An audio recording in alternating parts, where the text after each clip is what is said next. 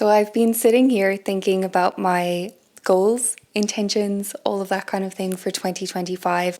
We've got our Christmas Santa mug. I love this guy so much. With iced coffee, because if you didn't know, New Zealand is so hot during summer. So let's talk about values, shall we? If we try to set goals for ourselves without first taking time to reflect on our personal values, our goals sort of end up being really shaky because they lack that real fundamental aspect of I understand what's important to me and I understand why I'm wanting to achieve this goal. If I think about my personal values, the first word that came to me honestly was softness, and going with softness really like acceptance and honoring, as well as evolution. Evolution is inevitable. You are going to change. You are going to take on new inspiration. You are going to change your mind. You're going to have new experiences. But it's also important to have the honoring, have the grace as you move through, because you never want to feel like you're at a place where you're trying to run away from where you are now. The last things as well, as far as values, before I got on that tangent, was also freedom and fun. I think so often we get like really caught up in the frustration. And so like the reason why I named my channel Alanna Lightheart is because I really wanted this to be a lighthearted journey, to be a lighthearted space, and to just always remind myself, like, don't take things too seriously. Santa baby, slip a saber under the tree. Can we just talk about frustration for a second? Because I feel like frustration can be one of the biggest sabotagers as far as personal style. When we make decisions out of frustration, we often are like kind of stuck in that panic mode. You know, our nervous system is kind of like tied up in knots. So the frustration sort of gets in the way of like the fun that I was speaking about. If you are feeling frustrated with your style, I'd love for you to comment down below, like, what is it that is frustrating you? If you feel called to do so, please write it down below. I think intuitively, most of us realize that when we're feeling like in that state of fun, we tend to just make better style choices from that place. So how are we going to move ourselves out of the struggle zone and into the fun zone? Honestly, I feel like the best thing to do in those moments is to take a few deep breaths, because then at least you're starting to unwind yourself a tiny bit, have a touchstone, and to have conscious gratitude. Having at least one thing in every single outfit that you feel comfortable in, that you feel confident in, and that you feel like you love, you deeply, deeply love. For me, I think this is more and more becoming jewelry, because it's something that you don't have to have a million pieces, and it just has to be special to you, and you can wear it with everything. So it's not going to be something that's ever like in the wash, you know? Like you can't wear your one favorite lucky t-shirt because it's in the wash. Like if you have a piece of jewelry, you can wear that every single day, like an amulet, whether that's like a ring, whether that's a necklace. I think rings actually are probably my favorite, because you look at them, like you can see them more so than like a necklace. Even though with a necklace as well, like I quite like to fiddle with them. They're very tactile for me, so I appreciate them in that sense as well. If I don't have a necklace on, I feel kind of naked. Like if I don't have something to fiddle with, I kind of, I feel like something has gone awry. Anyway, that's just a little aside. Or like, anyway, having a little ring that you can just look at throughout the day, that's just like that constant reminder. And it doesn't have to cost the earth either. It's just something that is like very special to you. Have I even started talking about my intentions yet? I feel like I've just been rambling on with all this preamble. Anyway, okay, let's talk about like proper like goals and intentions here. Let's get down to the nitty gritty. Number one is finding the perfect pair of jeans. Just when I'm saying like I'm letting go of perfection, I'm like out here like straight away wanting to find something perfect. What I kind of mean by this is like I'm ready to experiment with different shapes of jeans, different styles of jeans. Everyone knows like denim shopping is tricky. So even if you're looking at reviews and like other people love the jeans, like that don't mean they're going to be the same on you, you know? Even if they're the same size as you, even if they're the same weight as you, it does not matter, okay? Because they have a different inseam, they have a different leg length, they have a different like hip to waist ratio. I think it's quite a good idea to have a few different kinds in your repertoire, like something that's a little bit more slim fitting, kind of like that French like straight leg jean, but not straight as in like cut straight all the way down, but like will taper in but not be skin tight. It is possible that I will be dusting off my sewing machine and trying to sew my own perfect pair of jeans, but I promise you that project would probably take me the whole year. Honestly, thinking about jeans right now in the middle of summer, like it is so hot right now. I've put ice cubes into this drink 3 times and they're melting already. So the jeans journey might have to wait a little bit. Leave any jeans recommendations down below. I always read them. I'm keeping a running list of what you guys have recommended to me so far as jeans. And tell me why you like them specifically, because I want to know. The second goal kind of ties into the first with the jeans, and it's more so the like slowly but surely philosophy. It's just sort of surrendering a little bit more to, like, dare I say, the divine timing. Finding the perfect pieces, finding the right things to fit into your style, to fit into your lifestyle.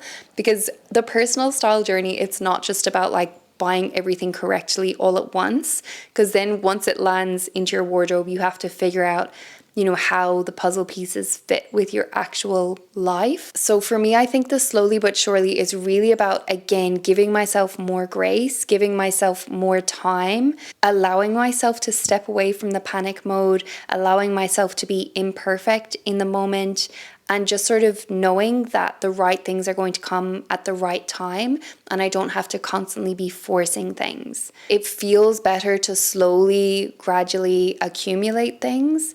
And that's another thing that I'm working on in my goals this year, is accumulating things. So I'm going to try to not declutter really anything in 2025 and see what I managed to accumulate by the end of the year. Maybe if I just stopped and gave myself some time, I would like come back around to the idea of, you know, how that piece wants to be styled, where it fits in the wardrobe.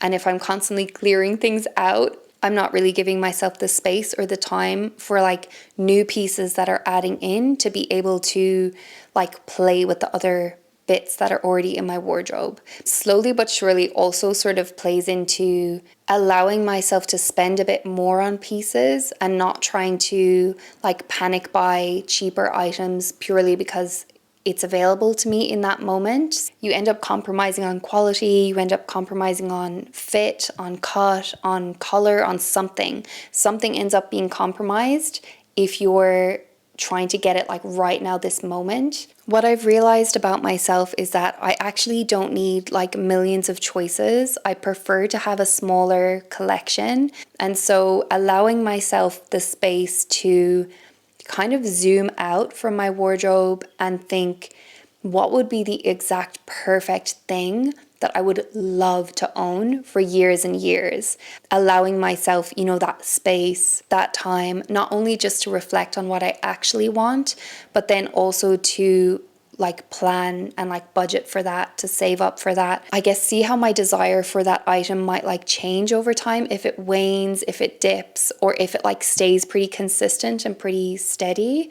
And I think the longer time that I give myself, the more likely that I am to have clarity on whether that's actually a piece that I'm going to love, or whether that's just a piece that was like an in the moment kind of fleeting thing. I feel like at the end of the day, you kind of forget how much you've spent on an item, but you don't forget how you felt when you were wearing it. Any item that makes you feel incredible, that makes you feel truly like yourself, like it really feels like it belongs to you rather than it's just like an item that you own. It's almost like creating an emotional bond with your wardrobe. So my next intention or goal is to experiment more so with shoes. They're just such an effective styling tool that I would love to just have more of a range in my collection as far as like changing the mood, changing the vibe of just like a simple outfit. When I was writing out my little list of intentions and values and things, I was also doing a lot of self-reflection on like all the random things that I like that maybe don't seem like they kind of even relate back to style. So for example, I really love Jane Austen. I love that whole era, and I'm also so inspired by that era of vintage jewelry as well. But then I also love the era of the 90s, especially like all the movies from that time, like anything with Sandra Bullock. We're thinking like Practical Magic, Sleepless in Seattle, The Parent Trap, While You Were Sleeping, that's another Sandra Bullock one. Like all of the movies from that era and how the characters in those movies were so like almost the opposite of what's inspiring style these days. They weren't clean cut. They weren't tailored, they were messy. They had messy hair, they had disheveled clothes. When you think about what personally inspires you and what you actually really love yourself, if it feels like it's at odds with what is currently like trendy or currently acceptable or currently sort of everywhere, it kind of feels like, am I wrong for being inspired by this? Or like there's this kind of push and pull between what you personally enjoy and like then what is seen as the inspiration of the time. My intention here is to keep a mood board so that I really like keep it like ingrained in my brain what I truly actually love, what I'm inspired by, and like to not be swayed. And yeah, I feel like we all just consume so much media and it tends to get a little bit confusing as far as personal style because you know, we're like little magpies. We get easily swayed. There's always going to be fresh inspiration coming in. There's always going to be so much new stuff that's going to inspire you.